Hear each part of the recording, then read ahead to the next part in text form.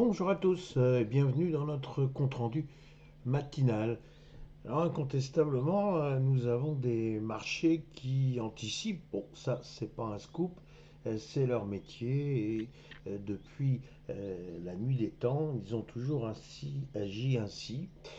En d'autres termes, ils anticipent pour ce qui concerne le moment actuel une fin du conflit en Iran. En d'autres termes, ils sont persuadés qu'au tout dernier moment, il y aura un accord et qu'il n'y aura pas de déclenchement de la foudre militaire. Alors, est-ce que les marchés ont toujours raison? C'est une question qui revient de manière régulière, de manière récurrente. On va bien voir. Toujours est-il que hier, notre CAC 40, lui, était peut-être un petit peu plus modéré. En revanche, aux États-Unis, eh bien, on voit que les fameuses 3 séances de baisse que nous avons eues il y a quelques jours, c'est fini. On repart de l'avant. Alors, est-ce que, encore une fois, ce week-end, tout va changer?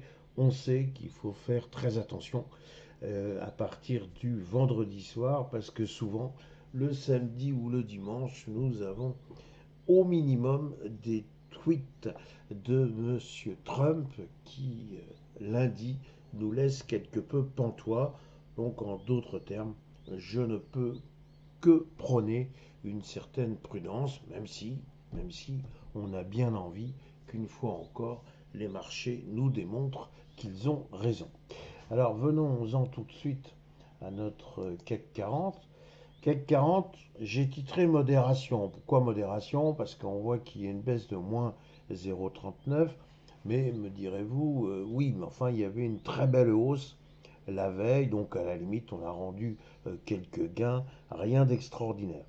Sur un plan purement graphique, on constate qu'il y a une bougie qui est installée de manière un peu dangereuse sur la petite résistance intermédiaire des 8100 points. Donc le programme est clair, soit on revient vers 8000 points, soit effectivement on transforme les 8100 points en résistance et l'on voit que dès lors on pourrait viser, du moins les acheteurs pourraient viser un objectif sur 8275 points. Si l'on regarde un peu quand même les images que l'on peut voir sur les chaînes d'information continue, on voit bien qu'il y a quand même des préparatifs militaires. Alors, bon, vaste question à laquelle vous pouvez sans doute répondre. Moi, j'avoue que j'ai du mal. Est-ce que c'est du bluff? Est-ce que c'est un moyen de venir dire, bah écoutez, il faut absolument signer l'accord, autrement vous voyez tout est prêt? Ou au contraire, c'est montrer des muscles, et puis finalement, une fois qu'on les a montrés, eh bien on retourne sagement dans les vestiaires. Voilà, nous en sommes là, et j'ai envie de dire, puisque nous n'avons pas vraiment la réponse, autant se méfier, encore une fois, il faut se méfier désormais des vendredis. Sur notre S&P 500, nous avons quelque chose qui est assez intéressant sur le plan graphique. Pourquoi? Parce que il y a une figure qui est bien connue des analystes techniques qui s'appelle la tasse avec anse. La tasse avec anse, elle est formée par, vous le voyez, une espèce de creux comme ça, on voit ici, et puis une remontée, donc la tasse, elle est dans cette zone-là, puis on monte, et on arrive au bord de la tasse, et là en l'espèce c'est la résistance des 7600 points. Résistance des 7600 points qui donc rejette les acheteurs, donc on les voit ici, cette fameuse euh, trio, ce fameux triptyque des petites bougies rouges que vous voyez ici, et puis on est en train de repartir. Et si on rejoint la résistance des 7500 points, eh bien nous aurions l'anse de la tasse.